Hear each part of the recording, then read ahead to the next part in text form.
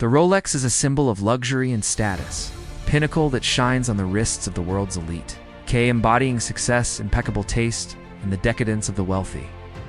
The brand's strategic marketing and high-level endorsement underscore its prestige, much like a sports car competing in a prestigious race. This combination of timeless elegance and exclusivity makes Rolex a symbol of success and refined taste, evoking the feeling of driving a Rolls-Royce. Today's story is the success story of the world's largest luxury watch manufacturer, fascinating history of inventiveness and the pursuit of perfection. I'll now guide you through Rolex's rich history, delving into the life of its founder, the story behind the brand name, and the inevitable scandals that accompanied its unparalleled success.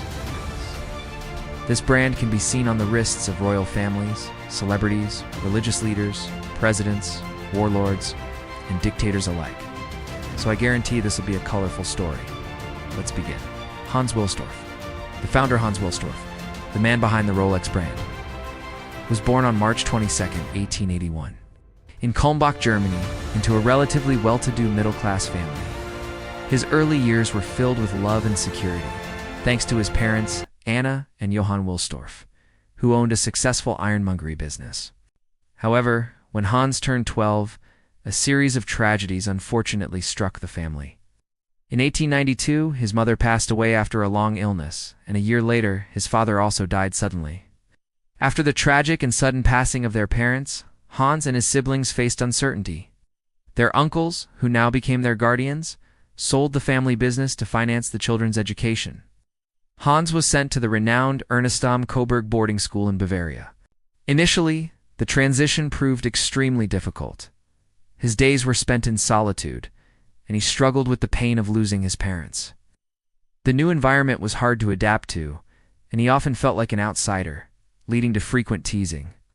Despite these complications, Hans found solace in his studies, immersing himself in language learning and mathematics. His knowledge of English and French later proved useful in his business career. Mathematics further sharpened his analytical skills, which became indispensable in his watchmaking career. After completing his studies, Hans Wilsdorf's path led him to Switzerland, the birthplace of watchmaking. There, he took a position at Kuno Corton, a renowned pocket watch exporter. This job opened Hans's eyes, showing him the true precision involved in the profession and the practicalities of crafting high-quality timepieces. He spent countless days winding hundreds of pocket watches and setting their accuracy, which further deepened his knowledge of the science of watchmaking. In 1903, he began to orient himself towards new perspectives. Full of plans, he moved to London. In the English capital, he joined another company that produced high-quality watches. Thanks to this job, he gained insight into the watch market environment and the commercial aspects of the business. He learned about marketing strategy, customer needs, and the competitiveness of the watch industry. His extensive language skills, acquired during his school years, allowed him to build international connections with various clients. By 1905, Hans felt it was time to pursue his career independently. With the support of his brother-in-law, Alfred Davis, he founded Wilsdorf and Davis. The company's business model was innovative, yet simple. They imported excellent quality Swiss watch movements, which were then cased in England, and the finished watches were sold. The venture quickly took off due to Hans's commitment to quality and his business acumen. In 1908, Hans was looking for a name for the brand that would express the elegance and reliability of his watches. Legend has it that he was traveling on the upper deck of a horse-drawn omnibus in London when a spirit whispered the name Rolex into his ear. Whatever he was inhaling on the way, it must have been potent, but seriously, this good spirit was undoubtedly part of Hans's sophisticated marketing. The name was a perfect choice. It sounds elegant, it's short, and it's pronounced the same in any language. Within days, Hans registered the Rolex brand name. The rise of Rolex and its innovations, Rolex quickly became famous for its quality and accuracy, which even the most skeptical couldn't dispute. 1910. The brand reached a significant milestone when its wristwatch received the world's very first chronometric precision certificate. Earned from the official watch testing institute in Biel, Switzerland, this was a huge innovation at the time, as wristwatches were often less reliable than their pocket watch counterparts before then. Following this, Rolex made another big splash. The Kew Observatory in London, renowned far and wide for its extremely strict standards. Awarded one of the Rolex models an A-class precision certificate. Till then, only chronometers used in navigation had received this. Rolex prominently featured this achievement in its advertisements as a sensation. In 1926, Rolex introduced the Oyster. This was the world's first waterproof wristwatch. Of course, today a waterproof wristwatch is quite common, but just imagine what a stir it caused back then. Hans Wilsdorf's marketing expertise truly blossomed when he realized how to showcase the Oyster's performance. This is where Mercedes Gleitz, the young swimmer who was about to swim the English Channel, came into the picture. Hans convinced her to wear the Rolex Oyster during her swim. The Rolex team hit the jackpot with this, as the event made headlines in newspapers. Thus, Rolex appeared as a full-page advertisement in reputable newspapers. This marketing ploy, combined with the Oyster's groundbreaking appearance, established Rolex's reputation as a trendsetter that was pushing its own boundaries. By 1930, Rolex had become synonymous with precision, innovation, and quasi-indestructibility. Rolex's journey to the pinnacle of watchmaking was not merely due to chance. In 1931, they introduced the Oyster Perpetual, the world's first self-winding or automatic wristwatch. This was another incredible step, as it combined the unique waterproof Oyster case with the self-winding movement. This innovation attracted even more attention. During World War II, Rolex's precision and reliability continued to grow as both Allied and Axis soldiers favored them. The watches were robust and always 100% accurate. Despite the economic hardships of the war, Rolex's popularity remained unbroken. Hans Wilsdorf even offered his watches to former British prisoners of war, allowing them to pay for the watches after the war. Wilsdorf noticed that many British officers who had been captured had their watches confiscated. So to show his respect, he came up with the idea of giving them replacement watches and deferring payment until after the war. With the help of the Red Cross, he also arranged for Rolex wristwatches to be delivered to soldiers in captivity. Legendary models and marketing genius, but let's jump quickly to the 1950s. When Rolex was producing its legendary models faster than you could say luxury, the Datejust, which debuted in 1945, was the first wristwatch to display the date on the dial. This is now a widely adopted function. Then in 1953, the Submariner appeared, capable of diving much deeper than we could ever go. The GMT Master launched in 1954, designed specifically for pilots, capable of displaying multiple time zones, which was a revolutionary innovation in the era of jet aircraft.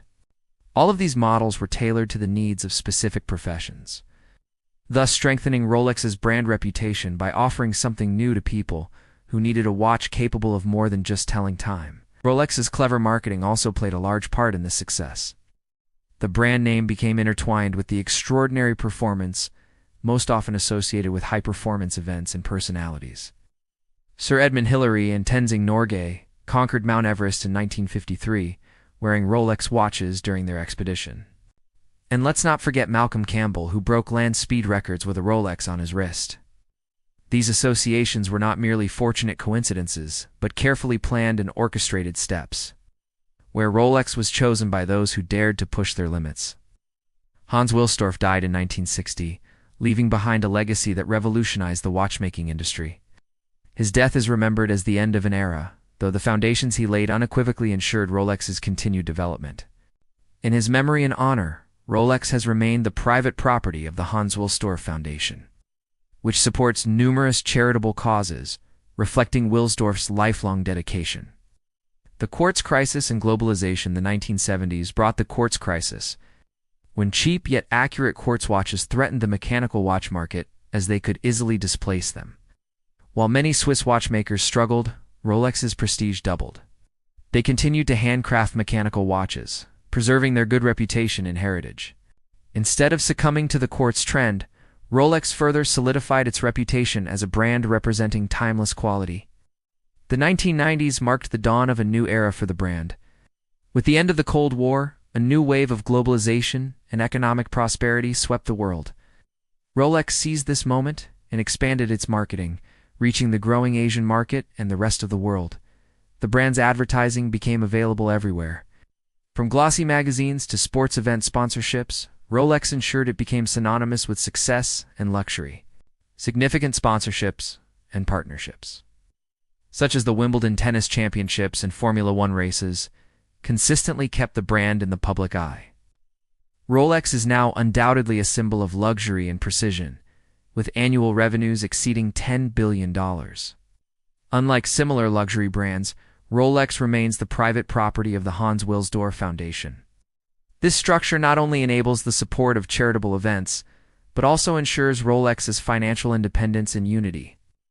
Every single Rolex watch is developed and manufactured within 4 Swiss facilities. This meticulous process guarantees that every component meets strict quality requirements. From initial design to assembly, each watch is crafted with unwavering dedication, exclusively by hand. To preserve the brand's renowned accuracy and durability, this quality control and manual craftsmanship are why Rolex is highly valued worldwide by enthusiasts with a passion for watches and collector recognition. Currently, Rolex is led by Jean-Frédéric Dufour, who has served as the company's CEO since 2014. Dufour gained his previous experience at renowned companies such as Zenith. Scandals and challenges despite its success and glamour, Rolex has been involved in several controversies over the years, many of which have overshadowed the brand's immaculate reputation. One of the most serious criticisms concerns the opacity of its supply chain and related human rights practices. Human Rights Watch has repeatedly called attention to Rolex's failure to disclose information about its sourcing techniques or how it addresses human rights issues within its supply chain. This lack of transparency has raised numerous questions about the brand's ethical standards, particularly given the dark side of precious metal and gemstone extraction. From a historical perspective, Rolex skillfully weathered stormy periods. During World War II, Hans Wilsdorf, the founder, offered Rolex watches to British prisoners of war, allowing them to defer payment until after the war. This was a clever move that built lifelong brand loyalty. At the same time, this step also highlighted the aspect of opportunism during difficult times. Such business tactics are almost part of Rolex's DNA, enabling the company not only to survive, but to thrive even during challenging economic periods. Rolex is accused of manipulating the market by artificially restricting supply, thereby maintaining high demand and prices. The company has stated that it limits production capacity due to strict quality control standards. However, critics consider this merely a convenient excuse that allows their products to remain rare. This results in exclusivity and drives up market prices. For example, Rolex steel models such as the Submariner and Daytona are famous for their rarity, leading to long waiting lists and high secondary market prices that are multiples of their retail prices. Furthermore, labor issues have also come to the forefront. While Rolex prides itself on Swiss artisanal watchmaking and high quality, rumors circulate about working conditions in its factories. The company keeps its internal operations secret, which fuels further suspicion and distrust, and many believe that if they have nothing to hide, the company should be more transparent. Rolex's advertising and marketing strategy has been exceptionally effective in reinforcing the brand's luxury image. However, this approach often appears more performative than authentic. Although the brand is associated with prestigious sporting events like the Wimbledon tennis tournament and the 24 Hours of Le Mans race, which are indeed significant events. These often seem to be more about maintaining an image than genuinely supporting the community. Additionally, Rolex is accused of greenwashing, meaning it uses its environmental initiatives primarily for marketing purposes without taking real action, while the company emphasizes that it uses 100% renewable energy for its operations. Skeptics argue that this is more about appearances than genuine environmental impact. Rolex's attempts to reach marginalized communities through progressive campaigns have also raised suspicions. The introduction of various models and an embrace of progressive causes appear to be aimed more at market expansion than achieving genuine social change. Since the company's products are extremely expensive, these campaigns can seem hollow, as marginalized individuals generally cannot afford this luxury brand. Rolex aggressively protects its brand and intellectual property through legal disputes and lawsuits. In 2013, the company sued Melrose.com, a website that sold pre-owned Rolex watches for trademark infringement. Rolex accused the website of misleading customers into believing they were official Rolex dealers. While this action is common in the business world, some view the company's strict stance against counterfeiters and trademark issues as bordering on harassment. The present and future of Rolex, born from the dreams of a young orphan, has now become an unparalleled symbol of luxury and precision. After humble beginnings under the leadership of Hans Wilsdorf, Rolex skillfully weathered the storms of history, adapting and evolving thanks to innovation and business genius. However, the brand's journey has been far from free of controversy and criticism. From its supply chain practices to accusations of market manipulation, Rolex's trajectory has faced numerous challenges. These issues highlight the complex balance between preserving uniqueness and adhering to modern ethical standards. Rolex has now arrived at an important crossroads. The world and generations of consumers are constantly changing, increasingly valuing transparency and corporate responsibility, while also appreciating luxury and the status that comes with it. How Rolex navigates these demands in the future will undoubtedly determine its position in the watch industry for the next century. Despite its tribulations, Rolex continues to maintain its strength and attract those who strive for excellence or who simply wish to wear a small piece of history. Ultimately, the story of Rolex is not just about telling time, but also about how it has shaped time. What are your thoughts on this luxury watch brand?